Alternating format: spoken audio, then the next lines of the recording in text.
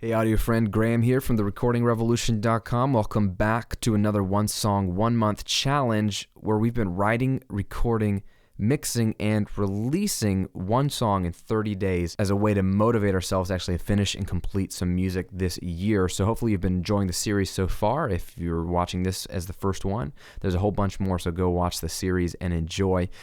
Today we're wrapping up our mix. So last week's I did 2 videos showing you kind of some mix tips, and I was mixing my song, and today I want to take this mix, I want you to take your mix and do something that many people forget to do, which is make sure it is radio ready. What do I mean by radio ready? I don't really care if your mix is going to go on the radio. None of my songs are technically on the radio. The point is, can your song stand with other commercial releases and not be a distraction? Distraction is the key word. So for example, if someone's playing an iTunes playlist and they've got some of their favorite artists and they're big name artists, stuff that sounds so good, and song after song after song, and you're having a great time hanging out, having dinner, and it's just background music, and all of a sudden your mix comes on, would there be something that would distract everybody and say, hey, what's wrong with that song? Like it's too quiet, or it sounds tonally off, or there's something harsh, or you don't want anything that makes somebody get distracted because your song comes on. You want your song to come on any kind of playlist, any kind of radio list, and it basically hang, and no one really noticed that it sound drastically different from anything else tonally wise. Okay, it should be a good song, hopefully a better song than some of the stuff that's on the radio right now, to be fair. But we're talking about the sound, the sonic of it. I want to make sure that your song is ready to go, and you might have a good mix that sounds good in your studio, keyword being your studio, but does it sound good out in the real world? And there's a lot of things you can do to make sure that's possible, and today I'm going to show you 2 things that are very simple. This isn't going to cover all of mastering. Mastering is a relatively simple and at the same time relatively complex art, and I've covered a lot more of that in other videos. You can check them out on YouTube and the blog, as well as some in-depth courses I have. And there's other great resources as well when it comes to mastering. One of my favorites is Ian Shepherd over at productionadvice.co.uk. But for today, let me show you 2 tips that you can use today in any DAW to help you get your song to be radio ready. All you're going to need, listen up, are an EQ and a limiter. Very simple tools, and every DAW that I have personally worked with or that I own has an EQ and a limiter, so you can work on this today. What you're going to do is take your mix and render it out, bounce it down to a stereo audio file. Keep it 24-bit if that's how you're recording and mixing, because you're still not done with it. That way it's the most bit depth you can have. Keep it 24-bit, and that's what this top thing is my mix. And then bring in one of your favorite songs that you think sounds really good. A piece of audio that's a very similar instrumentation, similar genre, similar vibe, but that's professionally done. So for example, I brought in a song that I know sounds good on radio speakers in my car, sounds good on my headphones, my earbuds, sounds good in the kitchen, sounds good everywhere. The song has been mastered, it's finished, it's a professional track, so the first thing you have to do is pull the volume down. So you can see on this reference track here, I've pulled the fader down minus 10.5 dB. That's not an arbitrary amount, I just pulled it down while listening to the 2 songs, and basically eyeballed it with my ears, earballed it. There we go, new word, earballed it to make sure that it basically is the same volume. So I'm going to flip back and forth and make sure that my song is the same volume, for the most part, as the reference.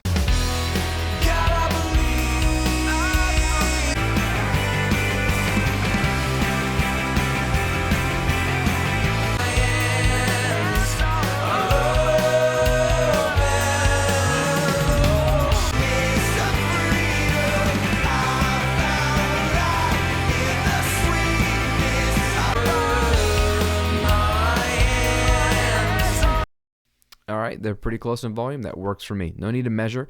Just get them about the same volume so you're not being fooled by loudness. And then now I want to use the first tool, which is EQ. What I want to do is basically listen to the reference and sort of take note of what I hear tonally. What's the bottom end sound like on my reference compared to mine? What does the top end of my reference sound like compared to mine? And what's going on in the mid-range? And I think about certain instruments as well, kick and snare drum, vocals, cymbals. And there's no way to match this perfectly, and that's not the goal either. The goal is to just sort of get my mix a little bit closer to the reference. I think I'm already close enough. This mix actually turned out relatively well compared to some other sources, and sometimes my bottom end is way out of whack. So I think it did okay this time around, but there's a couple things I hear. For example, I feel like my kick drum is super heavy compared to the kick drum on this reference. I also feel like this reference has a nice roundness to it that's a little less crispy and super present. Like mine is like crispy and super present, which I tend to like, and that's why reference tracks sometimes pull me back into a little bit more of a compromise. I want to have that round sound as well, so it can be warm yet still have some of the presence that I like. So I'm going to go hunting on the EQ and just sort of play around and listen to my reference and then play around and see if I can land on a few EQ moves that sound a little bit closer, and then I'll explain what I just did.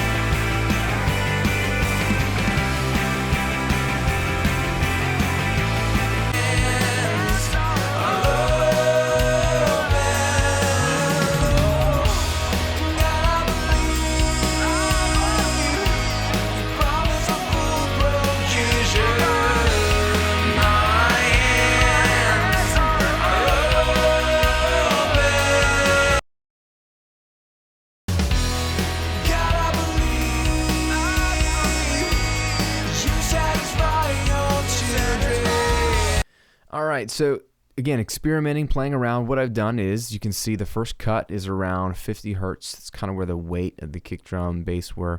Just tucked it down a 1.5 dB. Then I did a slight boost, 1 dB boost at around 200, 208. It's kind of where that thickness was that I kind of liked, I think, on the reference track. I try to bring in some thickness to my mix without the muddiness at around 400 hertz. It didn't sound good, or 300. I try to take out a little bit around 2.5K actually. It's kind of where the click of the kick drum beater was, and that kick drum was slamming, so I just must have mixed that nice and hot in my mix. So I thought maybe I could tone that down a little bit.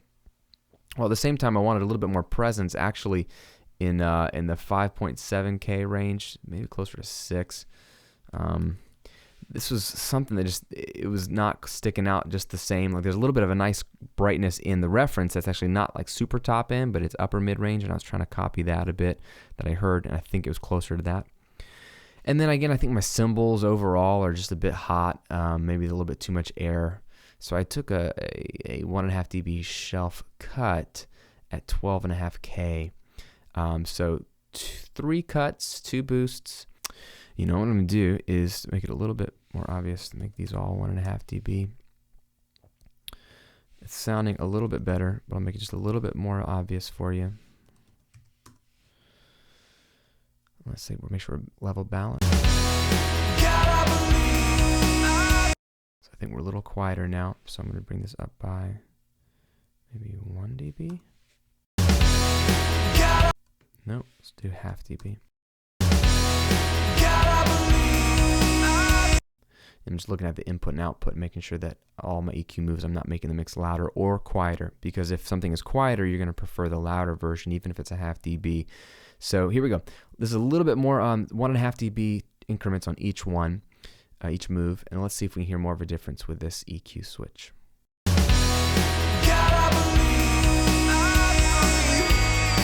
satisfy your children.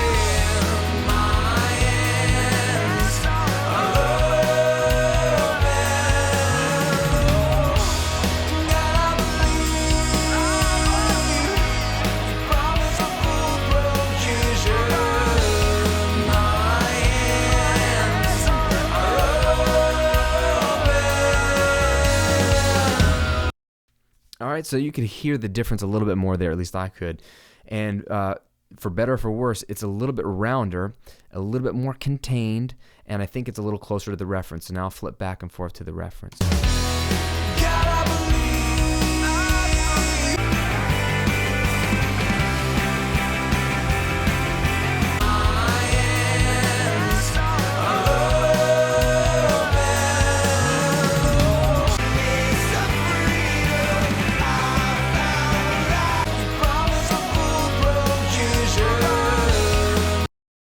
I think it's closer, and that's the goal. I thought my mix already sounded good, and this just brought it a little bit closer to the reference.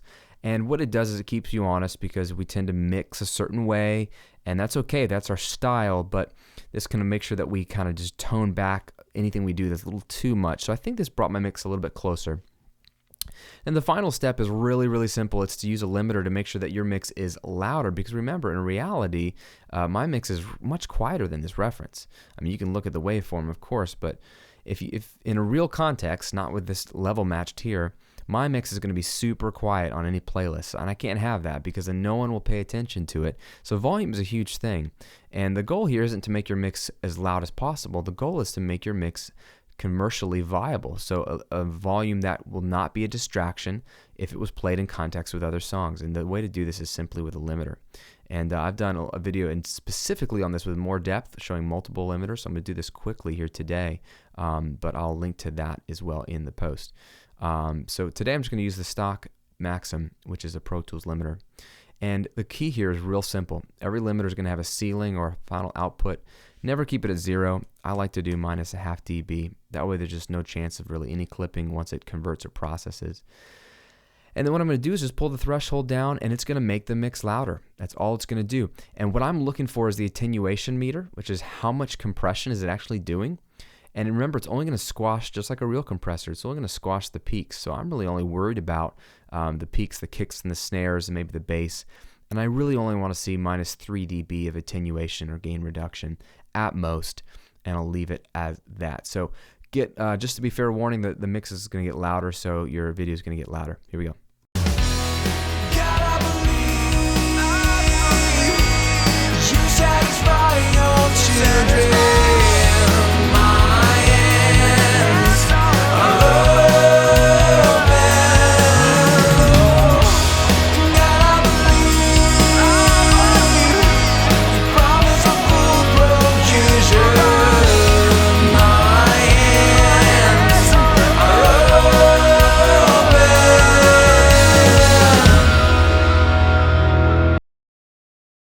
There you go, much louder. I'm going to dial it back. It was hovered at minus 2.5 dB of attenuation until the final hit. So I basically was watching the gain reduction. Now I have a much louder mix, and again, it's only squashing a few of the peaks, and it's only squashing the peaks by 2 to 3 dB. So it's not really squashing much. What it's doing is doing automatic makeup gain, making the rest of the mix louder automatically. So that's the beautiful thing, is the rest of your mix is not getting squashed.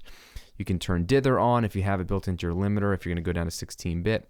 And now what I can do is I can even pull the volume of my reference back up to 0, so the faders are the same volume, and I can flip back and forth between my mix with EQ and limiting, and then the master reference without anything on it, and they should be able to hang.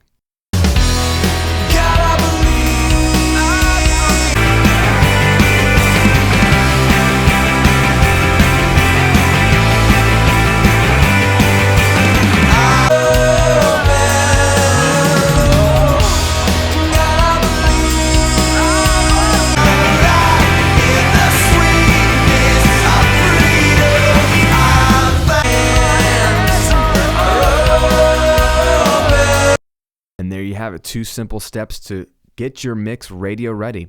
EQ balance to a reference track, and then volume balance to a reference track with limiting. You can do it with stock plugins. It's very, very easy to do. And now you're ready to render that out to a final MP3, high quality, or a wave to burn on a CD, or whatever you want to do.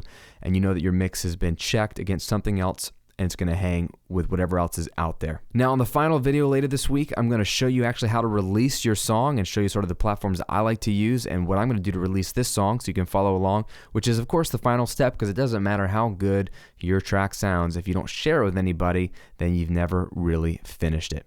Subscribe to the videos if you like them, if you find them helpful. Of course, always jump on the mailing list. I'll send you the Smart Start to Mixing video series, which will actually set you up for a better mix in the long run by starting your mix a certain way. It's very, very easy to follow. It's super helpful. It's absolutely free. Just click on the link and join the list there, and I'll send that video to you right away. See you on the next video soon. Take care.